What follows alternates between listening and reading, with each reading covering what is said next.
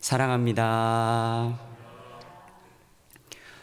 오늘 저는 함께 말씀을 나누기에 앞서서 바울과 또 빌립보 교회가 함께 공유하고 있는 그 상황, 그 배경에 대해서 먼저 함께 설명을 드리고자 합니다. 특별히 그 내용은 사도행전 16장에 기록이 되어 있는데요.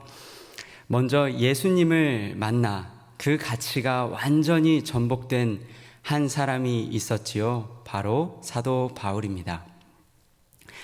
사도 바울은 그 예수님을 믿고 모든 것을 자신이 자랑하던 모든 것을 해로 여기고 예수님과 그 말씀을 따라 복음을 전하였습니다.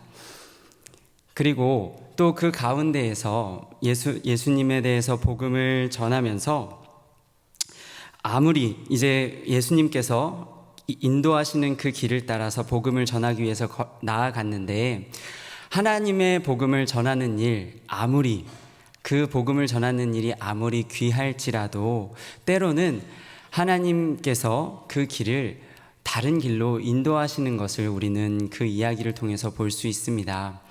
바로 그 대표적인 예시가 2차 전도 여행에 관련된 이야기이지요.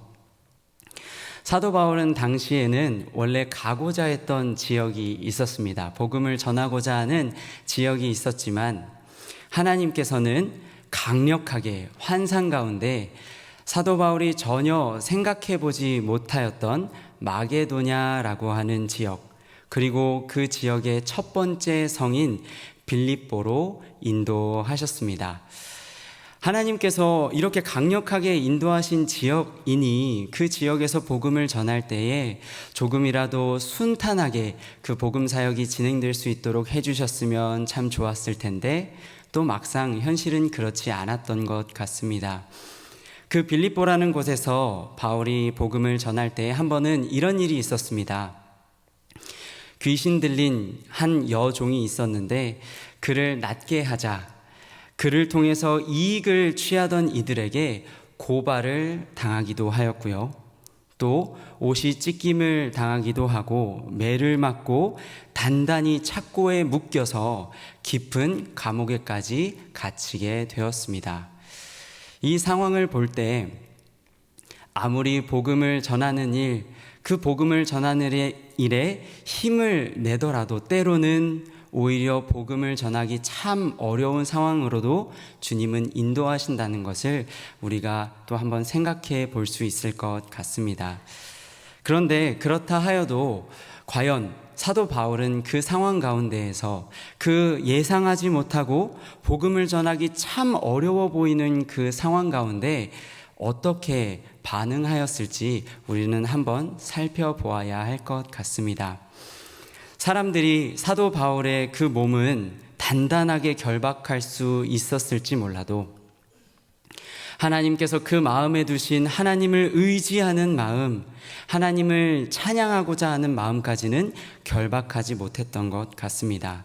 성경을 보면 그 당시에 사도 바울은 자신의 동역자인 실라와 함께 여전히 그 옥중에서도 하나님을 찬양하고 또 하나님께 기도하였다고 하는데요. 그러자 놀라운 일이 일어났지요. 큰 지진이 일어나고 옥문이 열리고 모든 매였던 것이 풀어졌다라고 성경은 기록하고 있습니다. 심지어 그 당시에 그 옥을 지키고 있던 간수와 그의 가정에게 복음을 전할 수 있는 일까지 있었다고 성경은 기록하고 있는데요. 이 모든 일이 있은 이후에 사도 바울은 이 놀라운 하나님의 일하심을 함께 경험하고 또 그렇게 그 위에 세워진 빌립보 교인들에게 이렇게 편지하며 이야기하는 것을 볼 수 있는데요. 함께 화면의 말씀을 확인하도록 하겠습니다. 나의 사랑하고 사모하는 형제들, 나의 기쁨이요 면류관인 사랑하는 자들아. 간절히 바라기로는 오늘 이 바울과 빌립보 교인들의 관계와 같이, 그 관계와 같이 함께 하나님의 놀라운 일들을 경험하고 또 서로 기뻐하며 서로를 사랑하는 은혜가, 그 열매가 우리 일산교회 가운데에도 풍성하기를 축복합니다. 그렇다면 이처럼 간증과 또 서로를 기뻐하고 사랑하는 일이 우리 가운데 넘치기 위해서는 어떻게 해야 할까요? 우리가 잘 알고 있는 것처럼 교회 생활하고 신앙 생활하면 어느 정도 우리가 갖추게 되는 것일까요? 사실 그렇지만은 또 아는 것 같습니다. 그래서 저는 오늘 이 시간부터 우리 성도님들과 함께 이 빌립보서의 내용을, 특별히 기쁨의 서신이라는 별명이 붙어있는 이 빌립보서의 내용을 함께 살펴보고자 합니다. 그리고 그 가운데에서도 사도 바울은 빌립보 교인들을 어떻게 기뻐했는지, 그리고 교인들에게 어떻게 기쁨의 자리로 초청하였는지를 집중해서 한번 살펴보고자 하는데요. 이를 위해서는 기쁨이라는 단어에 대해서 사도 바울과 우리의 일반적인 인식이 혹 차이는 있지는 않은지 한번 살펴보는 것도 중요할 것 같습니다. 우리는 흔히 누군가를 격려하고 온 마음을 다해 또 기뻐하고 사랑하기 위해서는 우리도 어느 정도, 신앙인이라고 하지만 우리도 어느 정도 여유가 있어야, 형편이 되어야 그렇게 할 수 있다고 생각하는 것 같습니다. 그래서 실제로 어려움을 당하게 되면 누군가를 위로하고 사랑하는 일 가장 먼저 포기하게 되거나 혹은 포기해도 괜찮다고 생각하는 것 같습니다. 그런데 오늘 빌립보 교인들을 향한 이 편지를 작성할 때 사도 바울은 과연 그럼 어떤 상황이었을까요? 복음 사역을 감당하기에 안정적인 상황, 평안한 상황 가운데 있었던 것일까요? 잘 아시다시피 그렇지 않았습니다. 빌립보서를 작성할 당시, 그 당시에는 사도 바울은 가이사에게 항소한 그 일 때문에 감옥에 갇혀 있던 상황이었습니다. 의식주, 이 모든 것을 어느 정도 통제받아야 하는 그 상황 속에서 사도 바울이 그 빌립보 교인들을 기뻐하고 편지했다는 것입니다. 어떻게 이럴 수 있을까요? 만약에 제가 그 상황에 있었다면 참 하나님을 기뻐하고 형제를 기뻐하는 일 너무나도 어렵게 느꼈을 것 같습니다. 그런데 오늘 사도 바울은 그 상황 속에서도 흔들리지 않는 하나님을 향한, 형제를 향한 기쁨을 가지고 있었다는 것입니다. 그렇다면 이 기쁨 어떻게 사도 바울은 갖추게 되었는지, 오늘 빌립보 교인들을 향해서 은혜와 평강이 있기를 간절히 원하는 이 오늘 본문을 통해서 한번 살펴보고자 합니다. 사도 바울은 편지를 작성하면서 가장 먼저는 자신의 동역자 디모데와 자신이 그리스도 예수 안에서 종이 되었다라고 설명합니다. 잘 아시다시피 종이라는 것, 그 당시에 종이라는 존재는 주인에게 속하여서 주인의 뜻을 따라 살아갈 수밖에 없는 이들이었습니다. 그런 처지와 형편 가운데 있는 그들이 사실 누군가를 축복한다, 기뻐한다, 많이 어려운 일이라고 생각이 되어집니다. 또 그렇게 할 수 있다 하여도 어쩌면 그것은 주인의 뜻이 그러하기 때문에 주인의 뜻을 따라 축복하고 기뻐한 것이라고 우리는 생각해 볼 수 있을 것 같은데요.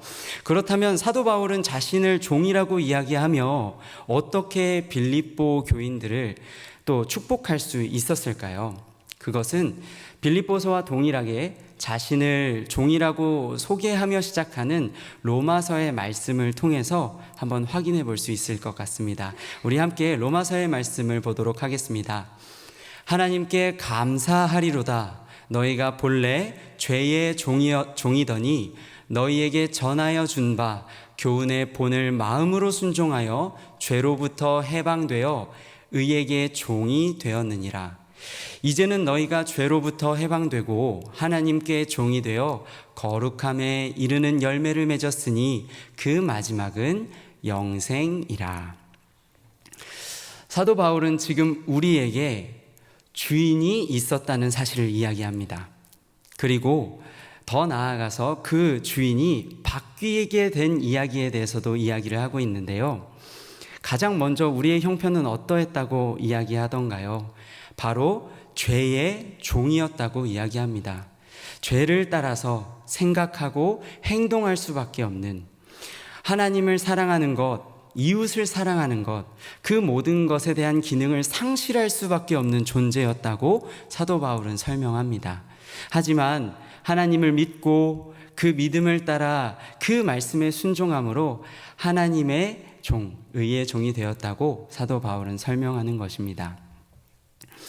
그렇다면 이 모든 일들, 우리의 노력, 그렇게 믿기로 작정한 우리의 결단이 이루어낸 일일까요? 그렇지 않지요. 이 모든 일이 있기 위해서 하나님께서는 그 아들 예수 그리스도를 종의 형체를 취하게 하시고 죽기까지 복종하심으로 우리에게 십자가 사랑을 허락하여 이 일을 이루신 줄을 믿습니다. 사랑하는 성도 여러분, 그래서 이 부분에서 저는 한 가지 질문을 드리고자 합니다. 우리는 지금 무엇을 기뻐하고 있습니까? 그리고 우리가 지금 섬기고 있는 것은 무엇입니까? 혹시 하나님을 섬긴다고 이야기하지만 형제를 사랑하고 또 하나님을 기뻐하는 것보다 나 자신을 기뻐하는 일에 더 몰두하고 있지는 않은지 그것을 점검하는 이 저녁이 되었으면 좋겠습니다. 두 번째로 이어서 사도 바울은 그리스도 안에서 빌립보에 사는 모든 성도라는 말로 빌립보 교인들에게 그 기쁨의 자리로 요청하는 이유를 설명하고 있습니다. 자칫 이 말씀은 사도 바울과 디모데가 그리스도 예수 안에서 빌립보 교인들에게 편지를 쓰는 것처럼 이해할 수도 있을 것 같습니다. 하지만 정확하게 그 문장을 살펴보면 그 말이 아니라 그리스도 예수 안에 있으면서 빌립보에 살고 있는 성도들에게 편지하고 있다라는 것을 우리는 확인할 수 있습니다.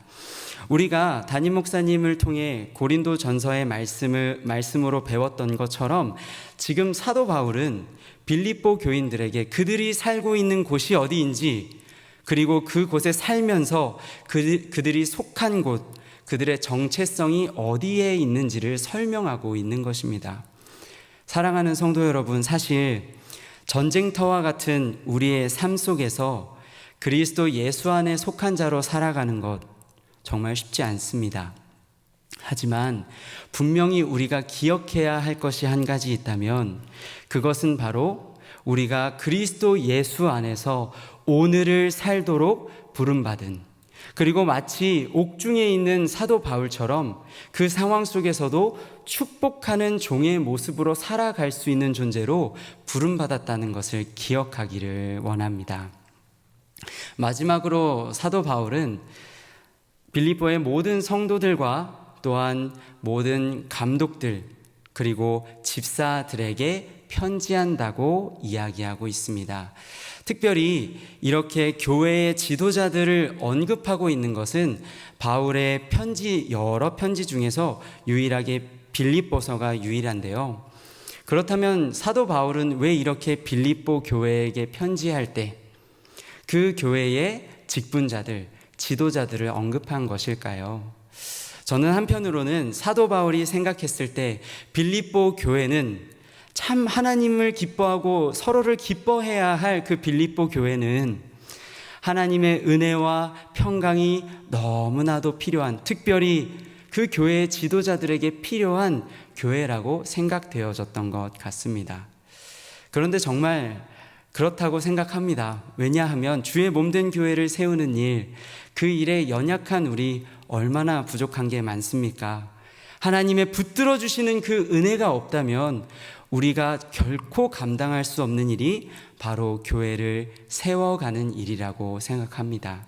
그래서 오늘 이 시간 그리스도 안에 함께 부름받은 우리 성도 여러분에게 함께 나눕니다. 우리가 이 시간 또 함께 기도할 때에 정말 이 교회에 하나님께서 은사를 따라 직분자로 불러주신 우리 모든 직분자분들을 위해 또 뜨겁게 기도하는 우리 모두가 되었으면 좋겠습니다. 말씀을 맺도록 하겠습니다. 사랑하는 성도 여러분, 다시 한번 질문을 드립니다. 말씀을 정리하며 오늘 우리 무엇을 기뻐하고 있고 누구를 섬기고 있습니까? 간절히 바라기로는 오늘 우리가 그리스도 예수 안에 오늘을 살도록 부름받은 이들이라는 걸 기억하며 흔들리지 않는 그 기쁨 주실 하나님 바라보며 하나님도 기뻐하고 서로를 기뻐하는 그런 우리 모두가 되기를 축복합니다.